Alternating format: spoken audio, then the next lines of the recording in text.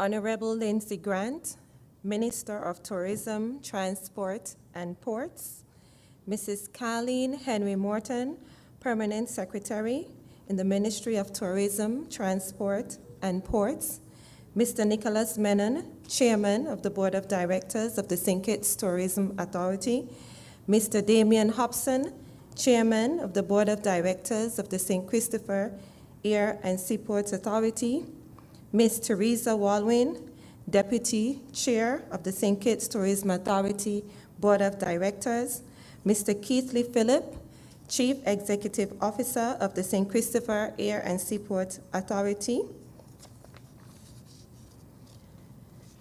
General Managers of Hotels, members of the media, good morning.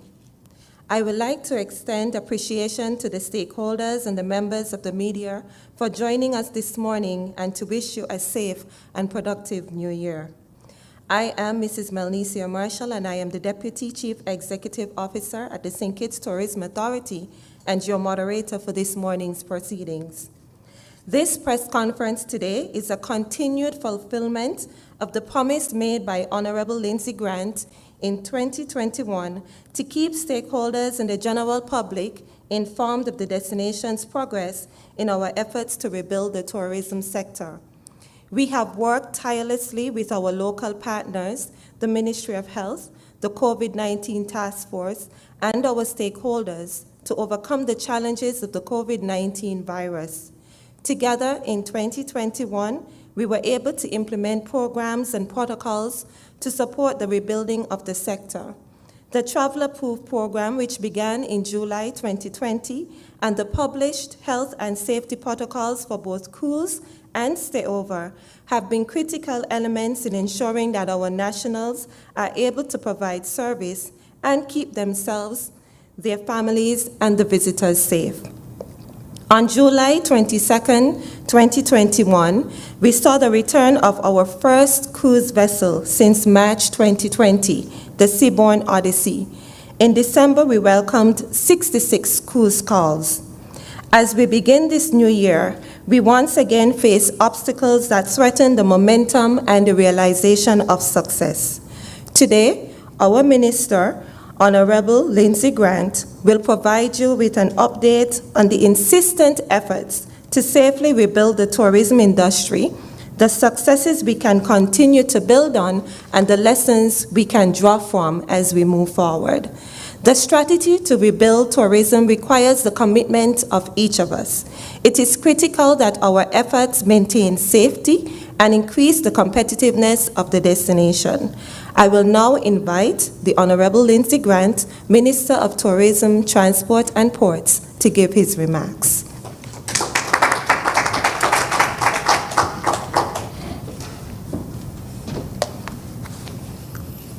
A pleasant good morning and thank you, Madam Moderator, my Deputy CEO, Melnesia Marshall.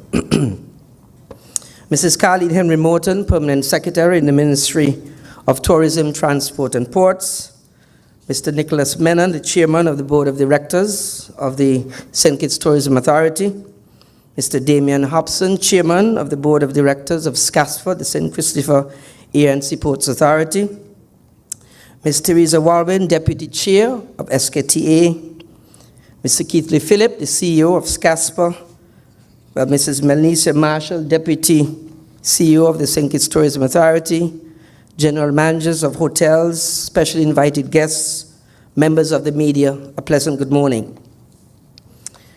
Thank you, the stakeholders and members of the media, for joining us this morning. And let me first take this opportunity to wish you a safe, healthy, and prosperous new year. In 2020, the global community was tossed into great uncertainty with the economies dismantled as a result of the COVID-19 virus. Here in St. Kitts, we were no exception. With the introduction of vaccines, health and safety protocols, and our travel-approved program, we were able to reopen our destination on October 31st, 2020, after its closure in March of 2020. Since the reopening of the destination, the Ministry of Tourism and the St. Kitts Tourism Authority, we have worked tirelessly with both local and international partners to rebuild our tourism sector. Over the past few months, we have made great strides in our rebuilding efforts with the return of our major air carriers and cruise line partners. Although our phased approach to rebuilding the sector attracted some skepticism, it did prove to be successful in building confidence from our trade partners and our potential visitors. The implementation of the health and safety protocols and the nation's successful vaccination rollout, which has resulted in the vaccination of some 81.5% of our adult target population, have been critical to our efforts. Removing the quarantine for fully vaccinated passengers arriving by air and reintroducing free flow for fully vaccinated cruise passengers on Saturday, December the 11th, placed the destination in a more competitive space and encouraged travelers to our beautiful shores. During the month of December, the destination recorded 6,966 air arrivals, a far cry from the 1,043 passengers welcomed in December of 2020.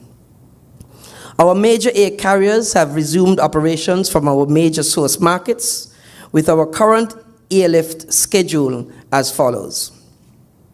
American Airlines daily flights out of Miami. American Airlines weekly flight from JFK on Saturdays. Air Canada from Toronto on Sundays. Delta weekly flight from Atlanta on Saturdays. United Airlines weekly flight from Newark on Saturdays. British Airways from Gatwick on Thursdays and Sundays, and Seabourn from San Juan on Fridays and Sundays. Our data for the month of December has revealed this. 1. December was a very strong month for the North American carriers.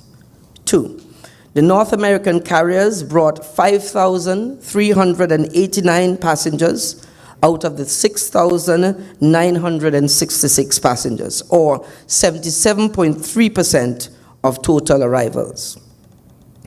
American Airlines out of Miami operated 35 flights and maintained a load factor of some 80%.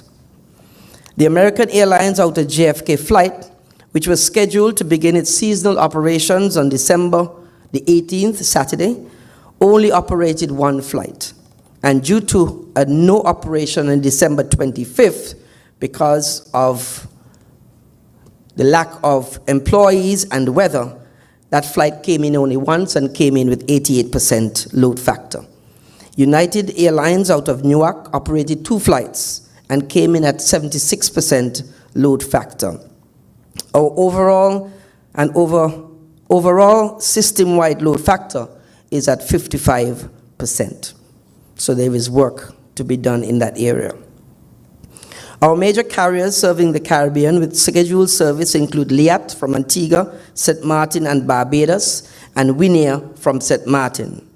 After prolonged periods of revenue loss due to forced closures or reduced business caused by the pandemic, many of our hotels were able to reopen their doors and welcome travelers who were no longer required to vacation in place.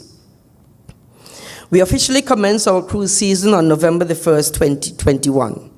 To date, we have welcomed 7 inaugural calls. At the end of November, we had welcomed 32 cruise calls and 41,661 passengers, and 66 calls for the month of December, bringing 57,678 passengers. Hence, for the period November the 1st to December 31st, we welcome 99,339 passengers from a total of 98 cruise calls. We can all recall that for the same period we had no cruise visitors in 2020. As we look towards the future, in January 2022, we are poised to welcome some 72 cruise calls with 4 inaugural calls. For the month of February, we have 62 scheduled calls. Since we last spoke, our fully vaccinated hair braiders, Alarub, primate petting, and craft vendors have returned to work and were able to experience a Christmas that allowed them to provide for their families after months of little or no income. They are now added to the list of travel-approved taxi and tour bus operators, the Port Zante retail operators, our tour operators, our beach bar operators, restaurant owners, and attraction sites, which have been benefiting from the reopening of the cruise sector. It is important to note that the phased reopening of the cruise sector was met with its own set of challenges, as both our destination and cruise lines tried our best to navigate the uncharted waters of the COVID-19 while mitigating the risk of spreading the virus that had already crippled economies and businesses worldwide. Together, we have been able to overcome some of these obstacles, and it will require a continued all-of-society approach as we move forward and continue our efforts to rebuild. As we start the new year, we face a renewed uncertainty created by the emergence of the Omicron variant of the COVID-19 virus. Over the past few weeks, we have been bombarded by the news of outbreaks and imposed restrictions and actions taken by governments and industry partners in our source markets as they continue their efforts to mitigate the spread of the virus, which could potentially stifle the rebuilding efforts of the global travel industry. On December the 16th, 2021, Prime Minister of Canada, Justin Trudeau, strongly advised Canadians against international travel. This, in addition to the overwhelming cancellations experienced by Air Canada vacations, has led to the suspension of our weekly Air Canada flight for the peak season, effective January 30th, 2022.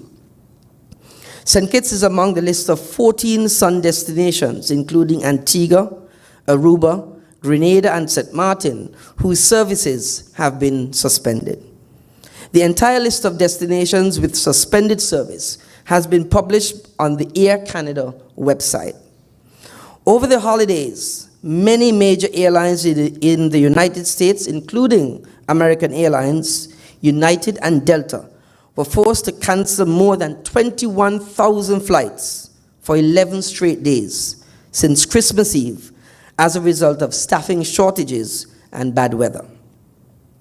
The demand for air travel is evident, but the airlines are experiencing significant challenges in their efforts to meet this demand.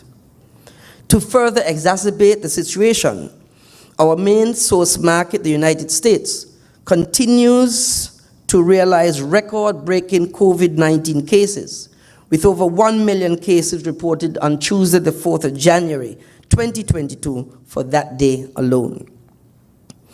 On an encouraging note, however, on Wednesday, the 5th of January, 2022, the United Kingdom advised that fully vaccinated travelers returning to the UK are no longer required to submit a negative test prior to their return.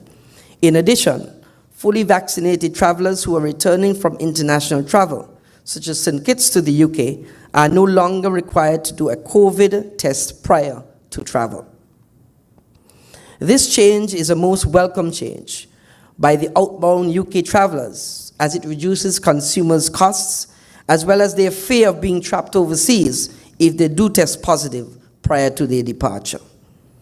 We anticipate that this announcement will have a positive impact on the British Airways January sale, which is currently in the market and in which St. Kitts is invested.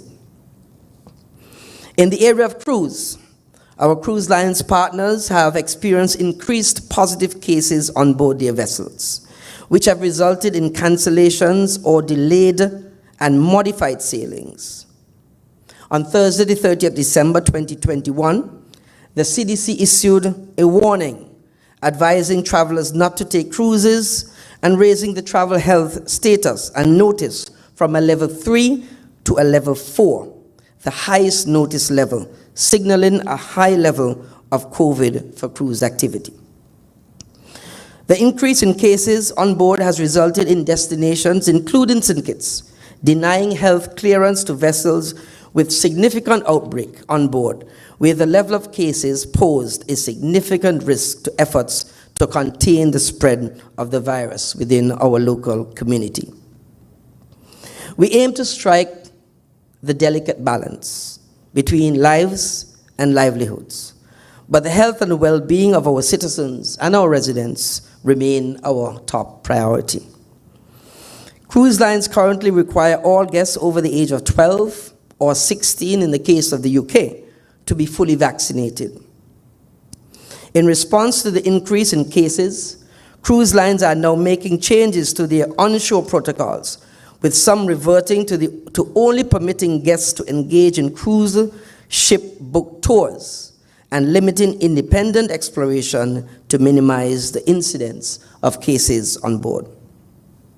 Other partners, such as the Royal Caribbean, have indicated that families with unvaccinated children will only be permitted to engage in cruise ship booked tours. In addition, Royal Caribbean has identified vessels as quarantine vessels or isolation vessels where COVID-positive crew cases can be safely transferred from sailings to minimize the spread on voyages with passengers. Our present reality is not what we anticipated. I'm not a health expert, but the reports on the Omicron variant have indicated that the wave can be less severe. The tourism industry has proven its resilience time and time again. And as discouraging as it may seem, we are certainly not in a position we were in a year ago. This path has some familiarity and is not as dominated by the unknown. We now have protocols and programs to assist us with overcoming our present challenges. It is for this reason that the Travel Approved program will continue. Health and safety are key value-added items for travel, and these must be present in our product and our service offerings. I would like to remind our stakeholders and the public that 1, all service providers must follow the established health and safety protocols, which include the wearing of surgical masks, washing or sanitizing of hands, and physical distancing of 6 feet. 2, only fully vaccinated individuals who have completed the travel-approved training are permitted to operate in prescribed areas. 3, taxi and tour bus operators are not permitted to solicit on Port Zante. Instead, you are encouraged to use the dispatching process executed by the St. Kitts Tourism Authority in collaboration with the taxi associations and cooperative. This will allow for proper record keeping and ease of contact tracing as we continue our phased approach to rebuilding the cruise sector during this pandemic. 4, establishments who are travel approved are required to abide by the conditions of the seal, and non-compliance may result in the revocation of the seal. The Ministry of Tourism has received requests for exemptions from the fully vaccinated requirement based on existing medical conditions. We are currently discussing these requests with the Ministry of Health. However, it must be noted that based on our current situation, every precaution will be taken to secure the lives of those working on the front lines within the industry. Moving forward, as we look towards the future, we will continue to apply strategies to rebuild the industry to mitigate risk while generating economic revenue. These include working with our local partners, such as the Ministry of Health and the COVID-19 Task Force, and our international partners to balance lives and livelihoods. Continued marketing in all our source markets to generate demand and improving in our infrastructure. In a previous press briefing, I advised that the St. Christopher Air and Seaports Authority would soon embark on some essential dredge work at its seaports, namely the Bird Rock Deep Water Cargo Port and the Port Zante Cruise Port. The dredge work is a combination of maintenance and corrective dredging, which would result in all ports being at a depth throughout of 37 feet or 11.5 meters. The dredging, which would be completed by Blue Ocean Marine, formerly known as DEVCON, would commence in the week of January the 17th, 2022. Ahead of the dredge work, SCASPA commissioned Oceanside Solutions, a Florida-based company, to perform hydrographic surveys of the cruise and cargo ports. The team arrived in St. Kitts on January the 4th, 2022, and departed on Sunday, January the 9th. Research has indicated that individuals are still willing to travel, but they are looking for safe and authentic destinations. Our eased restrictions, our vaccination rate, our protocols and our programs have positioned us as a safe and competitive destination. The established protocols are not in place to hinder businesses or business, but to support the continued efforts to safely rebuild our industry. This requires commitment by all and flexibility. I want again to caution us. We cannot afford to be lackadaisical or to be so focused on ourselves and our quest to earn that we endanger the lives of our brothers and sisters or jeopardize the livelihood of our entire nation. As a government, we are doing our part to ensure economic viability, but we need the full cooperation of the public for efforts to be sustainable. This journey is a partnership between us all, and all hands are needed to work collectively to succeed. I want to thank you for your support, and I look forward to your cooperation as we continue to rebuild together. And I will now take the questions from the media.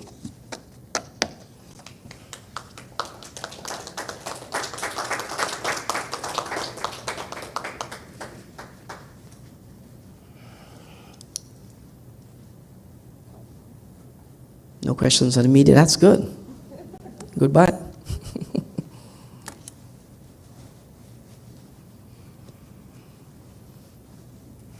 Morning, Andre Huey, SK Newsline. Separate and apart from what you presented, Minister Grant, the Tourism Authority would have announced last week that a new CEO has been appointed. If you could just give us some insights into the selection process, what went into the selection process in choosing the successful candidate for the position.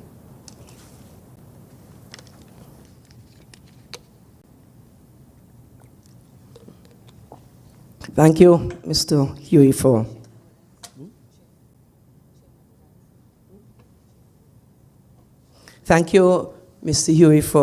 that question. But I don't go into those particulars in terms of the extent of them. So I would ask the chairman of the SKTA, who was principally involved in the selection process, to come forward and indicate the process or the processes that went into the selection process.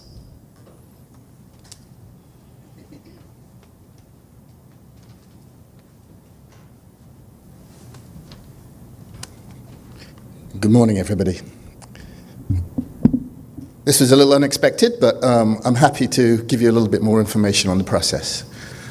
Before that, I'd like just to give a little bit of background information, and obviously some congratulations as well, because this has been an exceptionally difficult time for tourism, and I'd like to congratulate the Minister, by inference the Cabinet of St. Kitts and Nevis.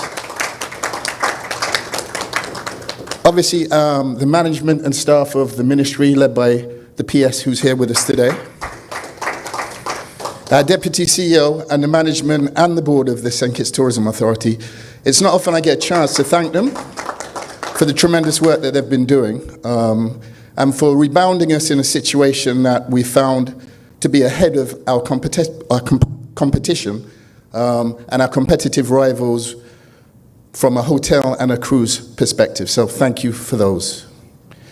As you're aware, tourism has turned into a very, very technical field these days. This has been predominantly led by St. Kitts in the Caribbean, because the way in which we do business and the resources that we have to spend is far different from our competitors and from our rivals. For instance, our budget is sometimes a 10th or a 20th of what other islands and other destinations get. But at the same time, we find ourselves in an international marketplace where we're competing not just against our Caribbean neighbors, but against some very, very big, high-spending destinations throughout the world. For that, we need our best people in place at the best time, at all times. And given the quite sudden departure of our last CEO in the middle of the tourism season, what we needed was to find a replacement very, very quickly to allow us to maintain the momentum that we had and that we were developing over the reopening and over the season. This was a particularly difficult effort to do. Given the nature of St. Kitts Tourism Authority, we are now a data-driven organization. What we look at is specifics to make independent and informed decisions on spend. For example, we build customer profiles of our potential visitors, and then we hone in on those and specifically look at what they read, where they go, what they look on TV, how they shop, to communicate to them on a specific basis. For example, on the cruise side as well, ships just don't come into St. Kitts because of our green hills and sandy beaches, otherwise they'll be coming to every Caribbean island. What we do is work specifically on relationships with cruise lines, and then most importantly, the visitor exit surveys that they do, which they based all their decisions on. So customer service, quality of product, cleanliness of island, interaction with taxi and tour operators, all are very, very, very important for that decision-making process to go on. So I say all that to say the position of CEO is a very, very critical position. You need to have information and knowledge and experience on all source markets. You need to have relationships with airlines. You need to have logistical skills, PR skills, HR skills, team building skills. You need to have data skills, marketing skills, both traditional and digital. And given the technical nature of this position, it's been a very, very difficult and a very narrow sector of people that you're looking for that possess those skill sets. Overlay that with the timing and the need of the St. Kitts Tourism Authority at this point in time, we had two options to go by. Either we go out to market in a traditional advertising and recruitment process, which would take 3 to 6 months, or in the short term, we go and visit some headhunters and we ask them, okay, who in the industry at the moment are available, and how can we access them and interview them to fulfill the position that we have in St. Kitts. So we chose the latter. We kind of went through a number of headhunters. We had about 15 initial candidates that we looked at. We created a short list. We went to interview. We interviewed a number of people. And then we had Mr. Tommy Thompson, Ellison Thompson, you would have all seen, came out as a leading candidate.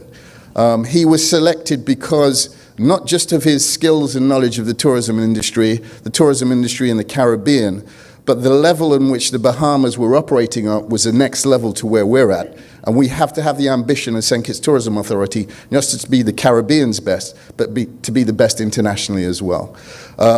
We do have an internal succession plan in place. Ultimately, our goal is to have local qualified people who have the necessary accreditation, qualification, and experience to fulfill these positions. But as a board, we don't believe in throwing people in the deep end before they're ready. That succession plan takes a while to progress through. We're progressing through it, and we're about 70–80% there now. You've seen our Deputy CEO recently appointed, which I'm very, very pleased to announce, the first Deputy CEO locally. And we have with us today a product manager who's just been appointed as well, so congratulations to Golda Franks as well, which are successful parts of our succession plan and our growth and the growth and capacity within St. Kitts Tourism Authority. I just ask everyone to have some patience. These are very, very unusual times. We found a great solution we feel is going to work very well for us in the short term, and if you could provide your support, both to the management staff of SKTA and the ministry, and continue providing those positive stories, I think we'll be in a much, much better position moving forward. So I hope that answers your question. It was a little bit long-winded. I always like a lot of words, so I apologize for that. But if you have anything else to add or would like to ask me anything else, please feel free to do so.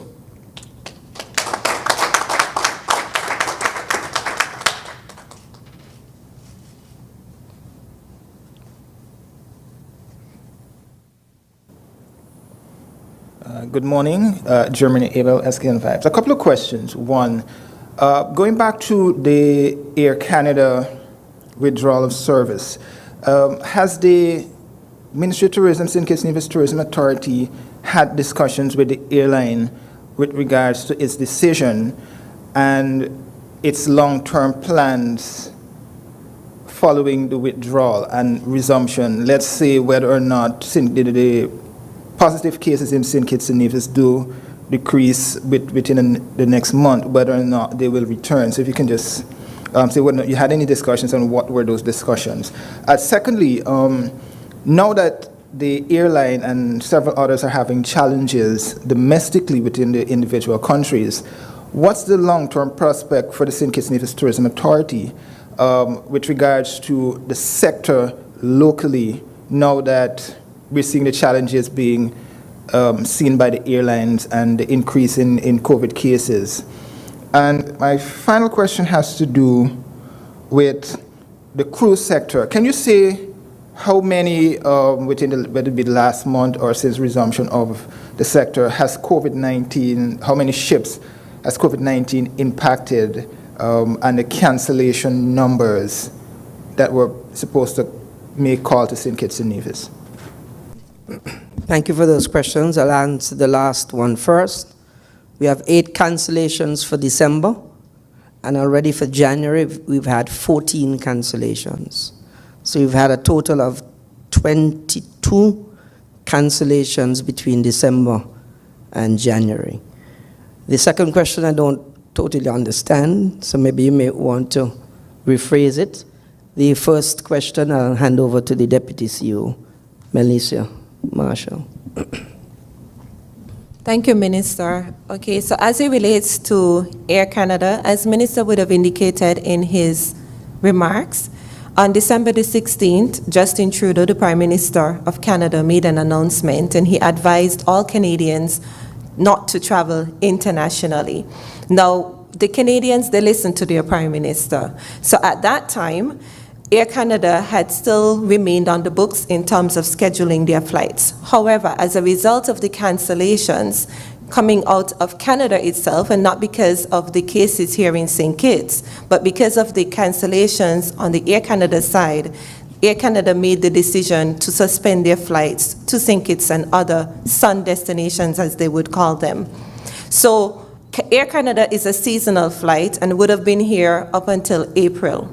They have indicated that they have suspended their flight. Until then, we are not sure if it will come back in March or April. We are still in discussions as it relates to that, but as of now, they have suspended the flight. Now, normally they would return for the next peak winter season, so it's not a year-round flight, and so we will be in discussions with them when we travel to Roots in February to discuss that plan for the next season as well. So I hope that answers your question.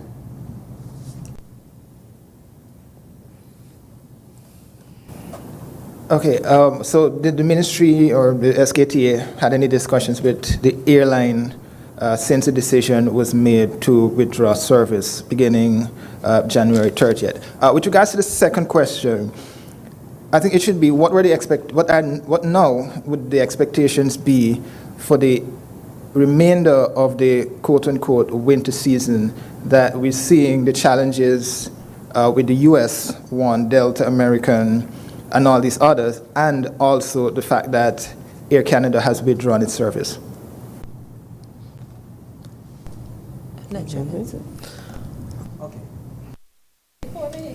Before Minister goes, I'll just followed up and said yes. We did have a conversation with Air Canada coming on to the end of last year because they would have issued the notice, and we did have a conversation with them.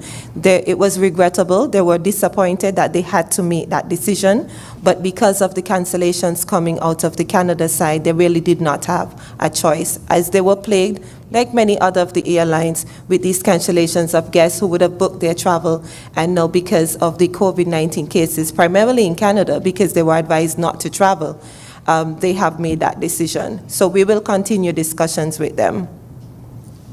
In terms of what we expect moving forward, I would say that I would have to lean on the side of the health officials, who seem to suggest that the Omicron variant, there'll be easing of it hopefully over the next 3, 4, 5 weeks. So, we're playing it day by day, because it's not something that's known to us. Really, we're in a novel situation. As you would recall, American Airlines, they weren't able to come out of JFK because of staffing problems. We expect we're going to have one or two of these issues arising depending on what's happening in the international market in the US. So really and truly, we are playing it day by day, case by case. As the Deputy CEO has said, Canada is a fixed position. They're out of the scheduling for now. I'm hopeful that those Canadians who still wish to travel will fly over Miami, although we know that they don't particularly like to fly over Miami or go over United. So, we'll just play it by ear. It's a really, really difficult position we're in at the moment, but we're making sure that we keep engaged, we stay engaged, and we continue to be there at this most difficult time.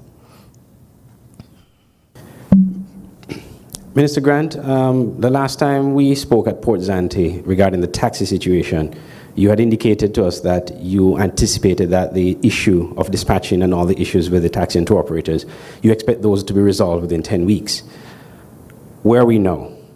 Are we closer to a solution, or are we still at square one? I would like the Deputy CEO answer that. Thank you for that question. We are beyond square one, yes. We were able to meet with the taxi presidents of both the Liamiga Taxi Association and the St. Kitts Taxi Association, as well as the Taxi Corp. And right now we've reached an agreement where the taxi associations and the cooperative are assisting with the dispatching as we speak at Port Zante. So it's a collaborative effort. We've moved beyond many of the issues that we had when we began the rebuilding cruise last year. That answers your question? Yes? Okay.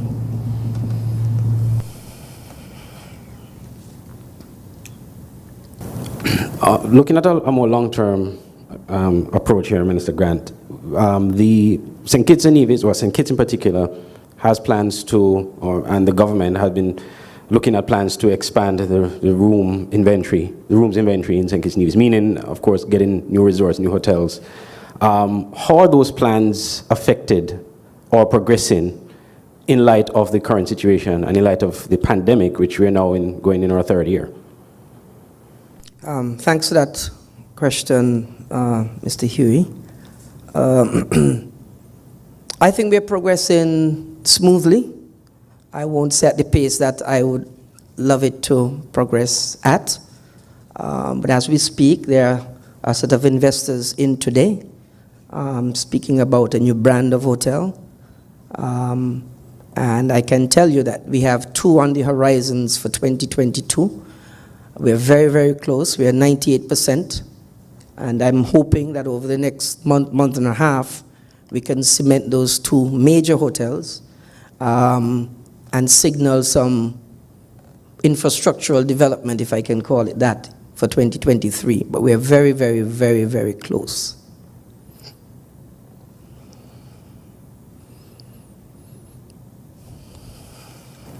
Are any of those 2 having to do with the South Friars Day development, which a few years ago was muted and Ritz-Carlton was expected to be there, et cetera, et cetera? I've learned in life that when you talk too quickly, things don't happen. So I leave those in the back pocket.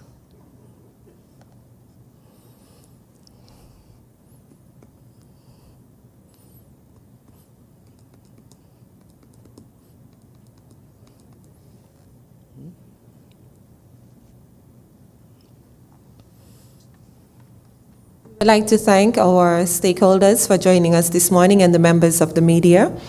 At this time, we will bring the press conference to a close and wish you a very productive day. So thank you so much for joining us.